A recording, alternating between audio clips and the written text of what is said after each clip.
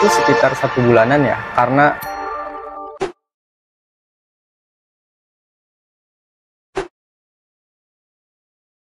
Oke, nama aku Muhammad Jalan Tarbrito. Nama saya Zara Salsabila. nama gue Farhan Hussein, nama gue Kemal Kardiwijaya. Sebenarnya kalau tahu dari udah lama sih sebenarnya, tapi baru kayak di push gitu, kayak ayo ikut gitu sama dosen gitu. Kebetulan dosen dari prodi aku suportif ya, alhamdulillah, terutama kaprodinya Bu Widya Nurbakti gitu. Jadi aku dapat informasi awal kalau ISMA itu buka pendaftaran tahun ini tuh dari beliau kayak gitu. Terus selebihnya ya informasinya aku cari sendiri kayak gitu. Kalau tahu info ISMA, saya awalnya dari sosial media dan dilanjutkan oleh sosialisasi dari universitas juga, terutama dari International Office di Untirta. Sebenarnya sih tahunya dari kakak ya. Oh dulu kakak juga pernah daftar ISMA, tapi sayangnya waktu itu dia nggak lulus. Jadi kayak dorong-dorongin gitu, daftar. Malah sampai biaya tes bahasa Inggris itu dibayarin loh. Kalau personally, gue dapat informasinya itu dari teman sendiri, dari Kak Jagat mungkin tadi udah ketemu juga. Gue dapat dari situ infonya. Dan alhamdulillah dua-duanya lolos, kita lolos dua-duanya, dan ya kalau info dari situ. Motivasi, kalau aku personal sih motivasi karena aku mau dapat international experience ya pastinya. Karena kalau aku studi di luar negeri kan pasti aku dapat relasi internasional, terus insight internasional, terus juga kayak mungkin kesempatan-kesempatan yang aku nggak dapet di sini gitu.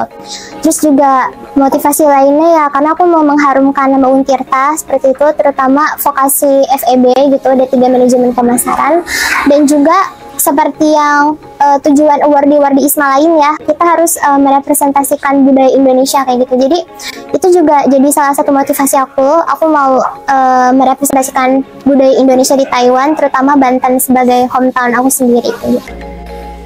Ingin apa ya, merasakan suasana baru gitu dalam belajar, bukan hanya di tempat di Indonesia saja, tapi di luar juga, di tempat yang jauh, untuk merasakan perbedaan yang signifikan kayak culture shock-nya, culture-nya, dan lain-lain. Kesempatan kuliah di luar negeri gitu kan, didanai sama pemerintah, didanai, kita benar-benar nggak keluar uang buat kuliah di sananya, itu benar-benar kesempatan yang nggak bisa dibiarin aja gitu. Jadi kita harus ngambil kesempatan itu. Jadi karena itu gue ikut ISMA. Sebenarnya aku lebih prefer ke international studi ya. Sebenarnya PMM juga bagus ya, karena kan PMM itu pertukaran antar pulau gitu kan. Itu juga pasti banyak banget peluang untuk murid-murid yang ikut PMM, tapi kalau aku personally, aku lebih pengen yang international studi gitu. Karena juga aku kan ngambil Yuntech nih, Yuning University. Itu di sana ada MK atau course-course yang di Indonesia tuh nggak ada gitu. Contohnya kayak International Economic Management gitu, itu kan International Political Management, itu kan di sini nggak ada ya gitu. Pasti kayak bakal interesting banget kalau aku belajar international business di luar negeri kayak gitu. Terus setelah itu juga aku bisa berpeluang untuk mendidik mental aku menjadi lebih kuat, karena aku pasti hidup mandiri kan di sana. Biasanya kan di sini sama orang tua gitu. Kalau di sana aku kayak dipaksa untuk survive sendiri kayak gitu, ngatur uang dan sebagainya, time management kayak gitu.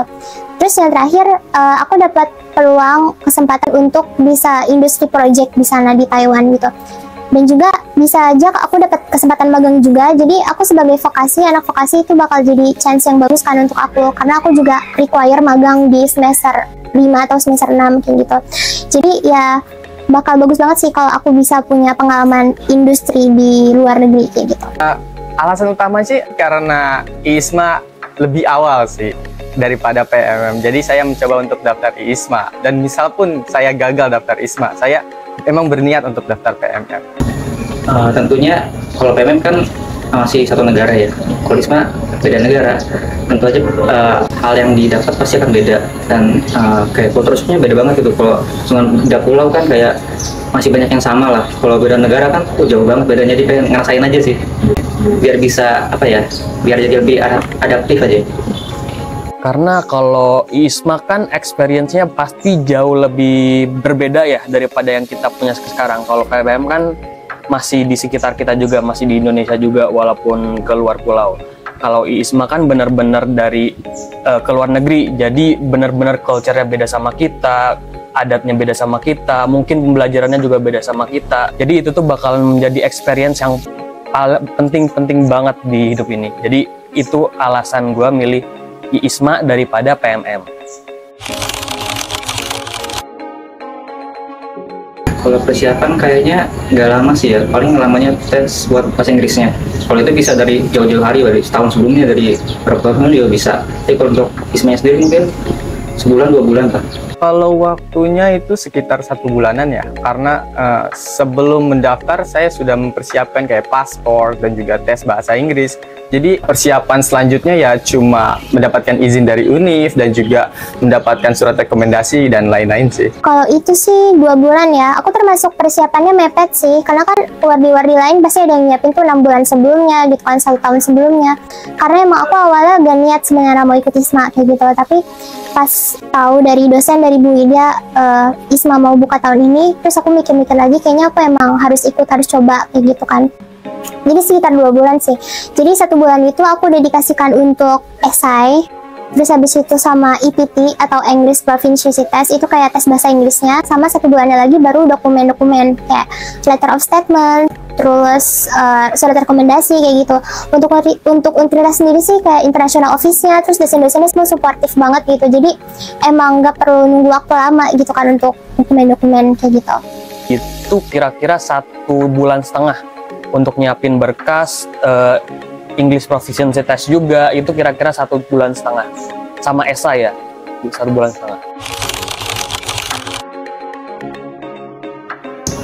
Paling berat kayaknya yang tes bahasa Inggrisnya sih, soalnya itu kan perlu persiapan lama, nggak bisa cepet.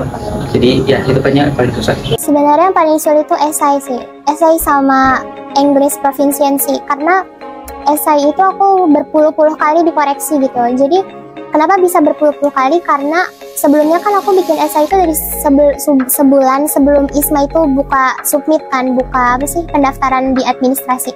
Itu aku pemilihan host university-nya itu masih universitas yang tahun lalu, yang buka tahun lalu gitu, bukan tahun 2024. Jadi aku pindah-pindah host university gitu istilahnya kan. Esai itu kan harus disesuaikan gitu kan sama kita tuh mau pilih host university yang mana gitu, biar nanti kita bisa ngisi esainya tuh sesuai sama host university pilihan. Jadi di esai itu ada pertanyaan apa yang akan kamu lakukan di host university, sebutkan kegiatan spesifik gitu kan. Nah, untuk bisa nyebutin kegiatan spesifik berarti perlu research dong.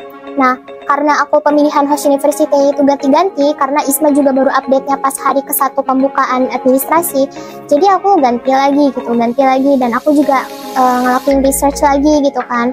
Terus belum lagi aku juga ganti-ganti itu karena aku bimbang aja gitu, milih universitas mana yang cocok gitu, yang menyesuaikan sama hasil bahasa Inggris aku, dan juga menyesuaikan sama keinginan aku dan izin orang tua kayak gitu. Terus juga kendalanya di bahasa Inggrisnya sih, kayak mungkin aku suka nemuin typo gitu kan, terus juga grammarnya yang kurang yang nggak tepat gitu, itu juga harus diberesin lagi kayak gitu. Terus di tes itu beratnya karena aku sempat ada kendala. Jadi Duolingo itu kan tesnya itu benar-benar diawasin kan, jadi kayak gak boleh ada aplikasi bawaan atau aplikasi pembantu kayak Grammarly gitu kan. Nah, aku tuh waktu itu tes pertama itu aku lupa matiin Grammarly, jadi pas aku tes itu Grammarly-nya ngikut, otomatis kan itu ke-record kan sama panitia di sana gitu, jadi tes aku dibatalin. Akhirnya aku ngeluarin lagi 900.000 gitu, jadi aku ngeluarin 2 kali. Jadi tips dari aku sih, nanti kalau kalian mau daftar IISMA tahun depan ngambil Duolingo, tolong perhatiin aplikasi bawaan, takutnya masih nyala kayak gitu kan, emang gak boleh ada yang nyala sama sekali. Yang paling sulit itu tes bahasa Inggris sih, karena kita harus bayar dan tesnya cuma sekali, jadi itu you get only one shot gitu, jadi harus bersiap-siap lah untuk dapat skor yang tinggi gitu. Sebenarnya kalau sulit technicality-nya esai, karena esai itu kan ada 4 esai, dari 4 pertanyaan itu kita bikin 4 esai, dan itu benar-benar kita harus bisa ngedescribe diri kita gitu, nge-sell diri kita juga, kita tuh bagusnya di mana, kurangnya apa gitu, dan kenapa kita berhak untuk dapat beasiswa IISMA ini. Dan kalau yang susah juga itu ada di EPT-nya, English Proficiency Test-nya.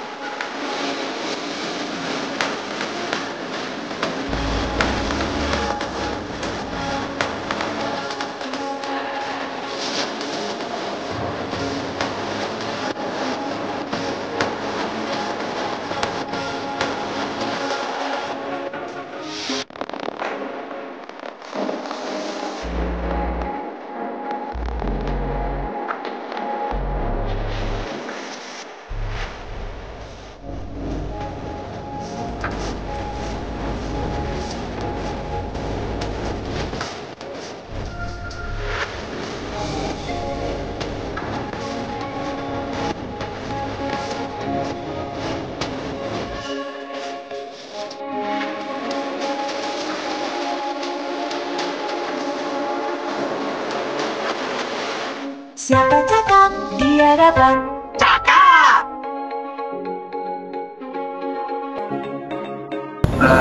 Mendingan carinya yang sesuai sama minatnya, kan ada pilihan mata kuliahnya yang bisa dipilih. Pastiin sesuai sama minat kok. Kalau nanti nggak sesuai, nanti kayak belajar juga males, nggak niat gitu jadinya. Tipsnya itu, pertama kan ada 3 pilihan kan kita ambil di Host University. Yang pertama itu university yang dream kita, misalnya kayak, ih aku tuh pengen banget lo ke situ gitu kan, misalnya yang di UK atau di Eropa gitu. Terus yang pilihan kedua itu yang direkomendasikan sama dosen atau international office. Kan kita kan Untirta kan memfasilitasi ya, international office-nya itu udah lumayan sportif banget sih. Nanti kita bisa konsultasi mungkin sama Miss Dina kan, kemarin aku konsultasi sama Miss Dina, nanti itu bisa dibantuin kayak, oh kamu cocoknya ke sini gitu. Nah itu dijadiin pilihan kedua. Terus yang pilihan ketiga itu pilihan yang sekiranya peminatnya kecil gitu, kayak mungkin universitas yang di Asia atau yang study periodnya lama, itu biasanya kayak peminatnya gak terlalu sebanyak yang di Eropa atau di UK gitu, di Amerika kayak gitu. Jadi 3 pilihan itu harus disesuaikan juga sama kemampuan bahasa Inggris kayak gitu. Jadi contohnya gini kan, kalau mau milih university itu kita nanti ada listnya di web ISMA kan. Nah di masing-masing listnya itu di bawahnya ada informasi penerimaan award di tahun sebelumnya. Misalnya kalian mau di Universitas Glasgow misalnya. Nah di Glasgow itu nanti ada informasi award di tahun sebelumnya itu diterima berapa orang, dan masing-masing tuh range dari hasil English test mereka itu berapa gitu. Misalnya yang award di kemarin itu minimal diterima tuh 145 misalnya, tapi hasil bahasa Inggris kalian 110. Nah itu nggak usah, mending, karena kalian kan hasil 25-nya 110 nih, sedangkan award yang kemarin di Glasgow itu diterima minimal 145 misalnya. Nah itu mendingan nggak usah gitu. Mungkin possible aja ya, mungkin possible aja kalau Allah berkehendak gitu kan, tapi ya kita harus mengukur diri juga kan kayak gitu. Jadi usahakan pilih host university itu sesuai izin orang tua, sesuai kemampuan bahasa Inggris kita, dan kita tuh emang udah bener-bener siap mau ke negara sana gitu. Jangan sampai misalnya kita milih Rusia, sebenarnya kita nggak siap di Rusia karena mungkin di Rusia lagi ada isu-isu berbahaya atau apa, terorisme, perang dan sebagainya gitu. Jadi 1, pertimbangkan bahasa Inggris, 2, kesiapan kita, 3, konsultasi sama orang tua dan international office, terus yang keempat mengukur diri aja gitu. Oh, tipsnya mungkin dari beberapa alumni juga kita sih sebaiknya cek di webnya ya, karena ada list host university dan kalian bisa lihat berapa banyak applicants yang sudah mendaftar di tahun lalu, dan juga berapa banyak yang diterima dari applicants tersebut, dan juga nilai rata-rata dari tes bahasa Inggris yang diterima. Jadi usahakan itu disesuaikan dengan kemampuan kita juga gitu. Kalau nyari host university, sebenarnya yang pertama itu kalian harus tahu course kalian itu mau apa. Jadi kan kalau ISMA ini kita milih course gitu, ada 4 course, kita harus milih course-nya. Nah, di tiap university ini yang disediain sama ISMA, yang jadi host university ISMA itu, course-nya tuh beda-beda. Jadi kita tuh harus tahu dulu kita mau course-nya apa, terus kita juga harus tahu kita tuh mau belajar di mana, karena kita juga harus nyaman sama negara yang kita tuju nanti. Pertama itu course, yang kedua harus nyaman, yang ketiga kita harus yakin juga kita tuh bisa atau enggak gitu, possible atau enggak, karena ada requirement-nya juga kan, ada requirement list-nya juga, misal IPT-nya minimal berapa, terus ada IP-nya minimal berapa, ada gitu-gitunya. Jadi gitu kalau untuk milih host university. Ya, mungkin dibiasain aja kali ya, tiap harinya sering ngomong atau sering dengerin kayak nonton YouTube-nya YouTube bahasa Inggris yang bahasa Indonesia gitu. Jadi sering dibiasain aja. Oke, biar bahasa Inggris bagus kan tahun depan masih lama nih ya. Jadi kalau kalian mau daftar ISMA tahun depan, siapin dari sekarang gitu. Kalau misalnya kalian basic bahasa Inggris belum ada sama sekali, kalian harus learn from basic dulu. Baru setelah itu kalian udah tahu basic nih, udah tahu grammar, kalian belajar spesifik ke tes bahasa Inggris gitu. Misalnya kalian mau ambil TOEFL gitu, atau mau ambil Duolingo.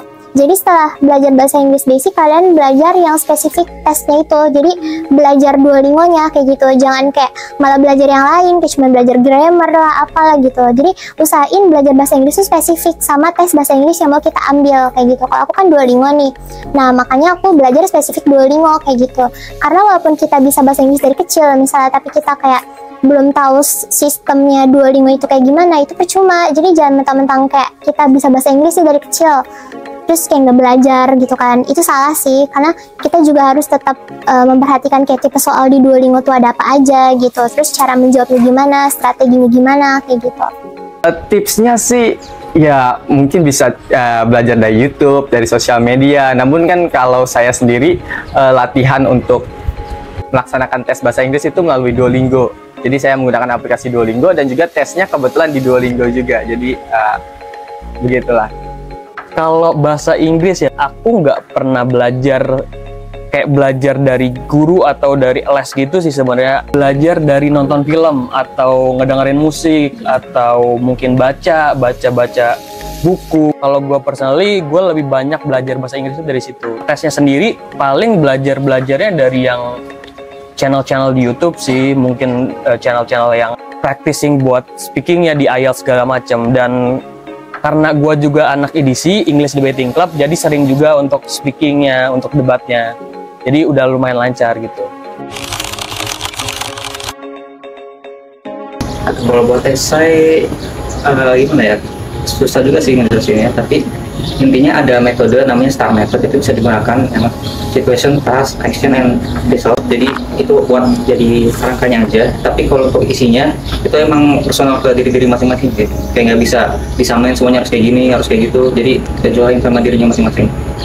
Kalau esai itu balik lagi tergantung diri sendiri sih, gimana kita bisa nge-sell diri kita itu sebagai kandidat yang benar-benar harus kita berhak gitu untuk lolos ISMA. Kita juga harus jujur, tentunya nggak boleh bohong juga, tapi kita juga harus bisa nge-sell diri kita sendiri gitu kalau kita tuh berhak untuk dapat beasiswa ini gitu. Jadi kita juga nggak boleh bohong, tapi kita juga harus bisa nge-sell diri sendiri gitu. Oh, kalau esai untungnya di Untirta sendiri kita punya mentor-mentor dari Wordy ISMA tahun lalu yang meng-guide kita lah. Jadi kita membuat esai, kita laporan, kita dapat revisi dan juga saran dan kritik dari alumni-alumni. Itu sangat membangun. Dan juga kita sebelum interview ada mock-up dari esai yang kita buat. Jadi kita latihan untuk hafal dan tahu apa yang pengen kita lakukan gitu. Oke, tips and trick esai itu kan ada 3 pertanyaan ya, 4 pertanyaan. Yang pertama itu jelaskan pengalaman, itu intinya aja ya, yang intinya aja. Terus yang kedua itu yang kalian mau ngelakuin apa di sana. Dan yang ketiga itu jelaskan ketika kalian menghadapi masa sulit di masa lalu dan cara mengatasinya kayak gitu kan. Terus yang terakhir itu yang jelaskan masalah kesehatan.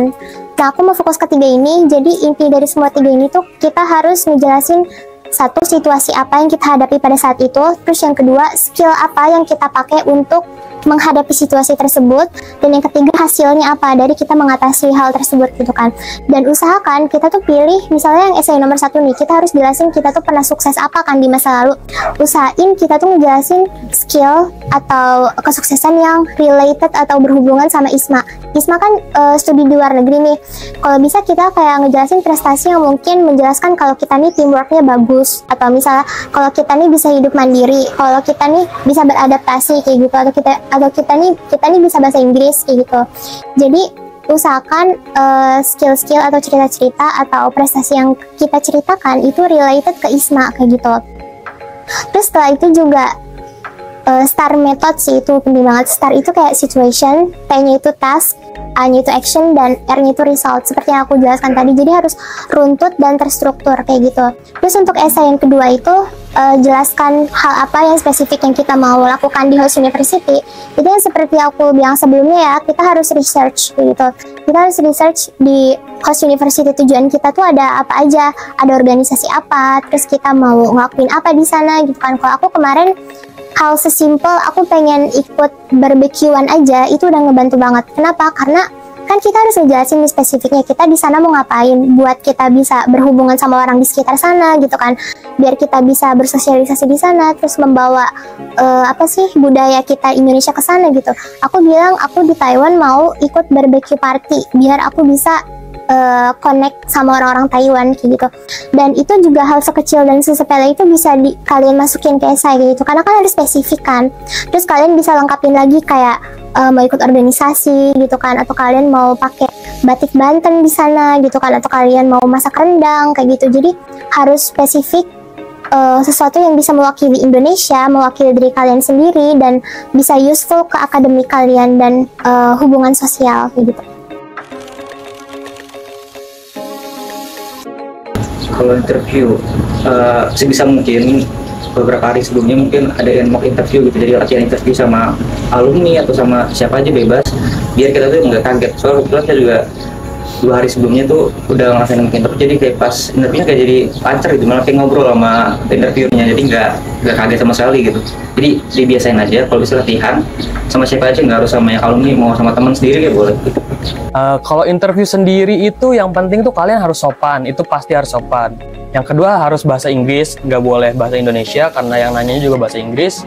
Yang ketiga kalian tuh harus elaborasi yang dalam, jawabnya tuh jangan singkat-singkat. Nanti itu kalian dikasih waktu sekitar 30 menit, 20 menit, itu kalian tuh harus memanfaatkan waktu itu semaksimal mungkin gitu. Jadi kalian itu memaksimalkan waktu yang dikasih itu untuk menjawab pertanyaan sebanyak mungkin dan seelaboratif mungkin. Kalau tips buat interview, Tips buat interview mungkin tadi lagi sih mock up interview. Jadi kita latihan interview bareng orang lain dengan pertanyaan-pertanyaan yang biasanya ditanyakan di tahun lalu gitu. Yang pertama tuh jangan nervous gitu. Jadi interviewer itu ada yang on cam, ada yang enggak. Waktu itu aku kebetulan nggak on cam, jadi mungkin less nervous ya, nggak terlalu nervous karena dia off cam gitu. Off cam maksud aku ya. Kalau interviewernya on cam ya usahain jangan nervous kayak gitu. Terus yang kedua, selain jangan nervous, kuasai bahasa Inggris speaking. Karena kan bahasa Inggris nulis sama bahasa Inggris ngomong itu beda ya. Jadi harus kita menguasai speakingnya dulu gitu. Terutama non formal dan formal seperti itu. kalau bisa sih semoga tahun depan kayaknya ISMA masih ada ya, soalnya kan ini mau ganti menteri, mau ganti pemerintahan, semoga masih ada, jadi bisa lanjut terus. Terus anak pemirta kalau bisa lebih banyak lagi ya yang ininya, yang daftarnya. Ini kan tahun 2023 kan dapat 2 atau 3 ya, terus kita naik lagi, bisa naik lagi terus sampai 10 kayak UI itu dia dapatnya ratusan awardnya tahun ini, kayak langganan banyak terus. Jadi kalau kita harus bisa banyak lah, bisa ngejar gitu. Terus juga ada beberapa sih ya, kayak buat yang terutama buat yang kurang mampu mungkin ISMA kan bisa dianggap kayak susah gitu dicapainya karena butuh buat tes ini saja mahal, IELTS saja bisa 3 juta. Jadi kalau bisa ada jalur-jalur lain, walaupun udah ada tahun ini jalur afirmasi, Tapi menurut saya itu masih kurang, soalnya cuman nggak jelas afirmasi itu maksudnya apa gitu, nggak ada benefit yang lebihnya daripada yang reguler gitu. Jadi kalau bisa lebih dijelasin aja sih gitu. Saya mungkin tes bahasa Inggrisnya dibayarin atau ditalang atau gimana gitu. Harapannya sih semoga semua awardee itu lancar proses dari keberangkatan, proses belajarnya sampai proses kepulangannya sih. Harapannya sih aku bisa ambil ilmu sebanyak-banyaknya, relasi, dan aku bisa memenuhi nilai yang bagus selama di sana kayak gitu. Terus juga semoga tahun depan juga awardee dari Untirta banyak gitu kan. Sekarang kan cuma 5 kan. Semoga nanti awardee tahun depan di ISMA tuh lebih banyak, karena aku juga pengen bantuin anak-anak Untirta yang mau ikut ISMA tahun depan gitu. Semoga tahun depan bakalan lebih banyak sih yang daftar dan lebih banyak juga yang lulus, karena di tahun ini itu kalau nggak salah ISMA yang reguler itu cuma ada 5 orang. Semoga di tahun depan kira-kira bisa tembus double digit lah, insya Allah, semoga ya, kira-kira gitu.